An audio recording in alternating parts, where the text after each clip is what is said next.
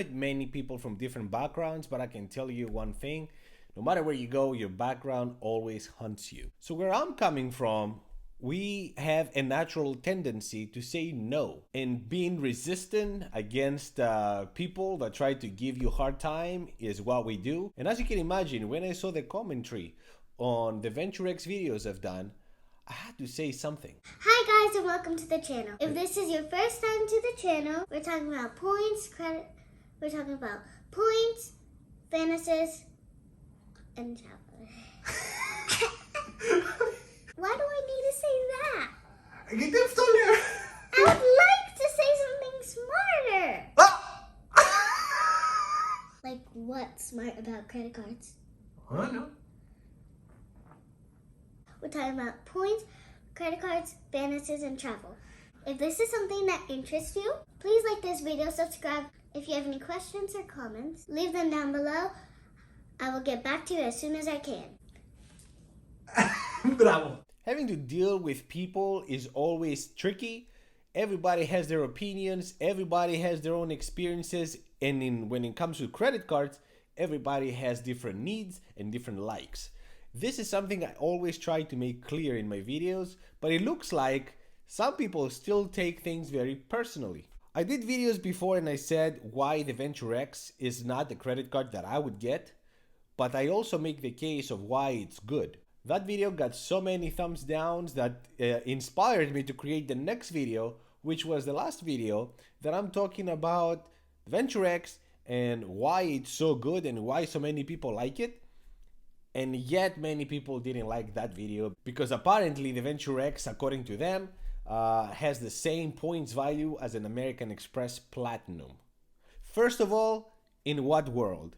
Second of all, just because they have the same transfer partners, that doesn't mean you get the same value. A lot of the value that the Platinum has is through the Amex portal. So because I like to get a little more dislikes on my videos, here's another one that I'm sure you're gonna love to hate. So without any further ado, let's jump to today's presentation and come back to wrap it up. So we're gonna make the case here about what you, the viewers, said. I mean, the heartbroken viewers of the Venture X said about the Venture X video. You said that the points worth at least 1.5 cents per point. I don't think so, but that's what you think. You said that the Venture X makes sense because it pays itself basically and pays you $5 regardless, if just making one trip a year.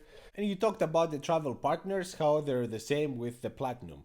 So you think that it's a straightforward credit card that is very honest, and unlike the American Express Platinum, which is, how do you call it? Coupon book. Yes, it's a coupon book. Let's see what other credit cards there are in the market that can possibly continue. Oh, and last point you made is that yes, and I asked you this, it was one of the polls I did, if I should be including all the credits that credit cards offer, or should I try to be more realistic of how many credit cards somebody might actually use. And you said, the majority at least, that I should not be including all the credits. I kind of disagree with that, not because I believe that everybody can take advantage of all the credits, but because they're there and it's up to you, and you should be picking the product based on your needs. And if those needs are met by the credits that the specific credit card offers, then fine. And if not, get something else. You can't be mad on a credit card because it offers specific things that are not applied to you. If I needed a truck and I go to buy a Tesla, then I'm stupid. I hope you get that point. So let's see here. Sapphire Reserve. Sapphire Reserve right now has 60,000 points after spending 4,000 in 3 months. It has $300 travel credit every year, $100 TSA pre-global entry, 120 GoPuff, 180 DoorDash, 180 Instacart. There's no memberships. The priority pass is the lounge access, and then we have 5x through the Chase portal for flights, 10x for hotels, car rentals with Chase portal, 3x on all restaurants and travel, so even travel outside the Chase portal, 50% boost through the Chase portal, and pay yourself back. So the return on spend for the first year is 33.63. And you will be surprised here, I put the Bilt in here. And why did I put the Bilt? The Bilt, yes, it's to pay rent. That's primarily why it's famous for. But it's the only credit card that I'm aware of that you can transfer points without paying annual fee. So if you're real about what you're saying and you're saying that, oh, it's the most straightforward credit card, then you don't need to go to look further. You get the Bilt. It's a solid metal credit card. It comes to an amazing package. Here, look at this packaging.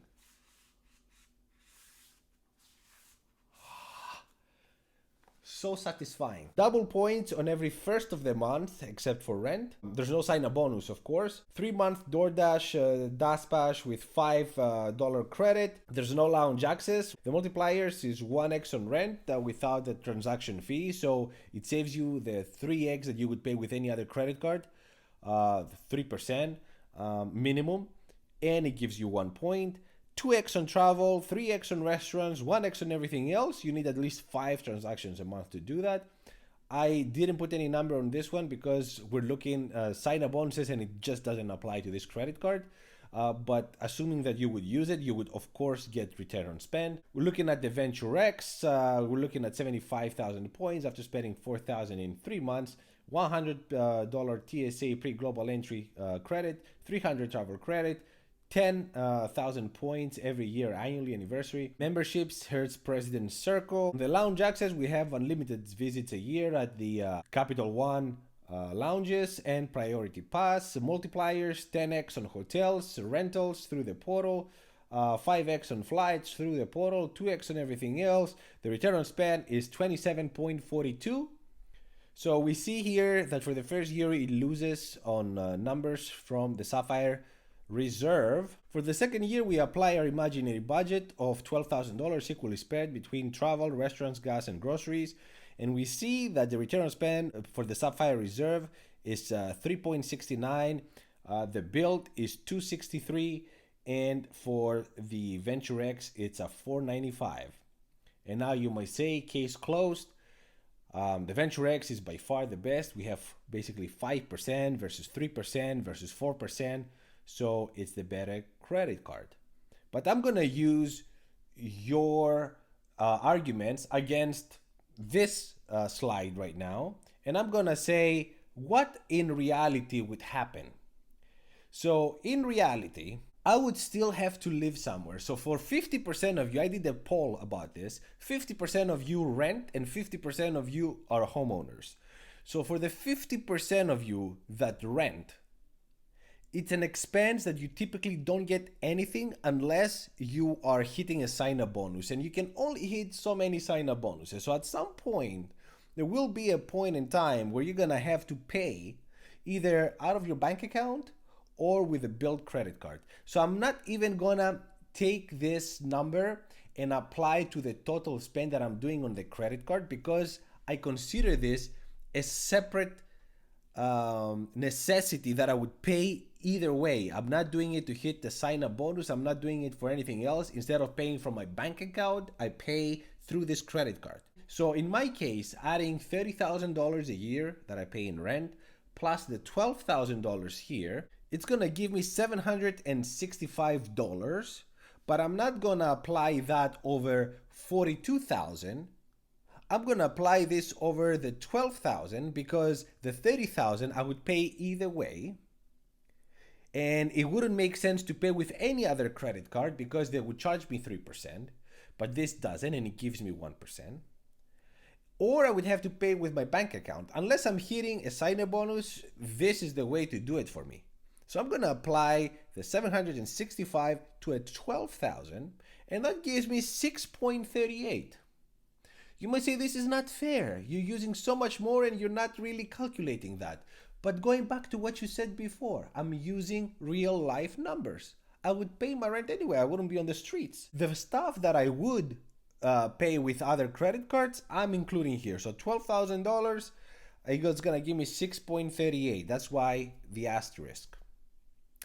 Then we see at the Sapphire Reserve. The Sapphire Reserve, I have it at 1.5 cents per point. Hence the 369, so less than, just under 4% on this credit card.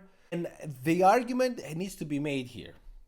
I believe that the Venture X is really a 1.2 cents per point credit card because you transfer to travel partners. And right now, I don't know at what year you guys live, but in this year, in 2023, you're not gonna get more than 1.2 in most flights. I'm sure you can get the one every now and then that's gonna give you 2x, 3x, but the average flight right now is at 1.2.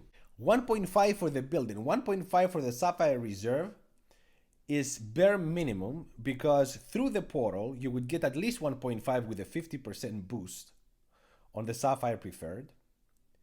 And I would argue you can get even more if you transfer the points to a Hyatt. Both of these credit cards, the Sapphire Reserve and the Bilt, have Hyatt as a transfer partner, and you can get anywhere from 1.8 to 2x on these hotels. So, but I'm not taking the best case scenario here. That's certain that you can get that. But I'm not gonna go there so as far, and I'm gonna say 1.5 cents per point. So looking at this, I would say that for my case, you wanna do it like this. You don't want straightforward numbers. I'm gonna tell you, for my case, the best credit card is the Bilt. I'm gonna get 6.38 by using the Bilt. And then the second would be the Sapphire Reserve because the 369 is the bare minimum I can expect, but I can easily go over 4% if I was to transfer with Hyatt, which with all my Chase points, this is what I do. Chase points for me is equals Hyatt. And the last would be the Venture X because the Venture X is gonna still give me a solid 4%. And that's what I keep telling you guys, it's a solid credit card. I know you like the simplicity. I know you like that it's not Amex because some of you are really like Amex haters. I don't understand why.